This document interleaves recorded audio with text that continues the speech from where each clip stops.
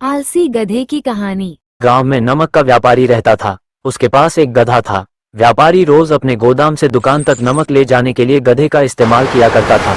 वह नमक को बोरियों में भरकर गधे की पीठ पर लाद देता और उसके साथ साथ चलता हुआ दुकान तक आता था। व्यापारी का गधा आलसी प्रवृत्ति का था। काम से बचने के लिए वह नित नए उपाय सोचता रहता था। गोदाम से दुकान तक के रास्ते में एक नदी पड़ती थी, जिस पर एक छोटा पुल बना हुआ है। एक दिन नदी पर बने पुल पर चलते समय अचानक गधे का पैर फिसला और वह नदी में गिरा। नदी के पानी से नमक की बोरी भीग गई। जब तक व्यापारी ने गधे को पानी से निकाला, तब तक बोरी में भरा बहुत सारा नमक घुल चुका था। गधा जब चलने लगा तो उसे बोरियों का भार बहुत कम महसूस हुआ और वह खुश हो गया। उसने सोचा कि अपने ऊपर लदी बोरियों का ये बहुत बढ़िया तरीका है।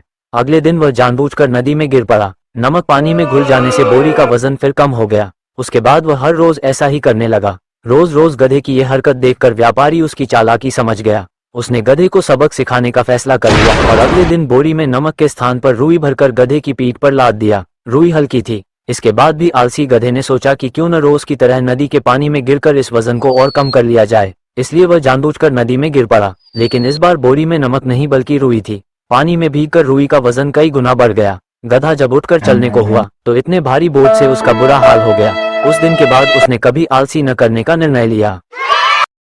सीख, आलस्य से कोई भी काम सही ढंग से नहीं हो सकता। मेहनत करने से ही सफलता मिलती है।